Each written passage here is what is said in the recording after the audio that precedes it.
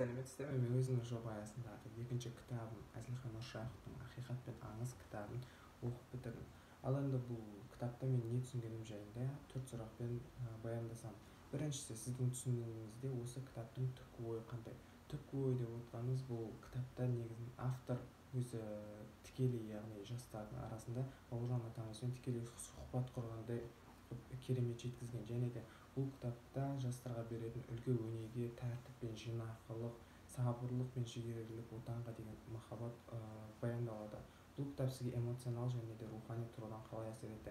Эмоционал тұрғыдан жаңағы айтып өткенімдей, бұл эмоционал тұрғыдан тікелей сұхбат құрып бауыржан атамызбен тілдескендей боласың. Және де бұл кітапта тек қана шындық, яғни атау айтып тұрғанда ақиқат пен аңыз, яғни тек қана шындық қана баяндалғанына көз жеткізуге болады.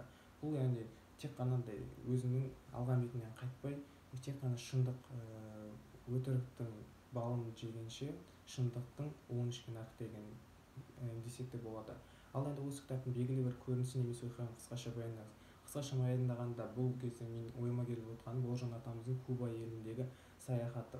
Бұл Куба елінде негізі испан тілінде сөйлейді. Александр Бектің Волоколамский тас жолы кітабы Куба елінде испан тіліне аударылып, бүкіл әскери, яғни әскери шенінде тұратын ату жүйесіне оқпен бірге беріледі екен. Бұл кітаппен және де Куба еліне саяхат жүргізеді. Бауыржан атам 1963 жылы қараша айында Гавана аэропортында түседі. Және де ол жерде ол бізде салқын болғандықтан, яғни ол жаққа тонын киіп барады. Яғни сол кезде әуе күшінде бұл тек қана алдыңғы орында отырады. Және де сол кезде жанында тұрған адамдар айтады, неге киім ұзастырмадыңыз десе, қазақ елінде осындай жаз кездерінде де тонмен жүрген деп сондай мысалдар айтады. Және де барлық адамдардың ішінен Куба елінде тек қана бауыржан атамыз ғана танымал болады. Өйткені оның кітабын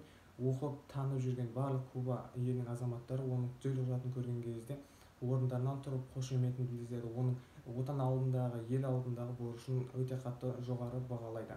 Ал енді кейіпкерлердің бірін таңдаңыз, оның жан дүниесі мен толғанысын сипаттап беруге тырысыңыз.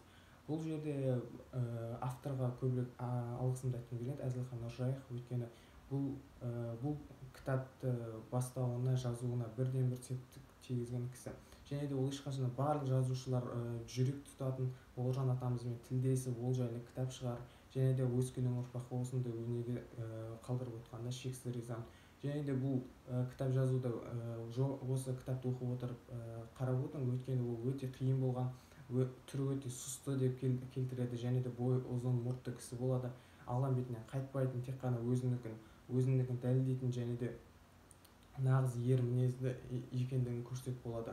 әзілхан нұршайықов атамызды ол да соғыста болған, ел үшін қызмет еткен тұлғалардың бірі деп айтсам қате емес. Назарыңызға рахмет, сау болыңыздар.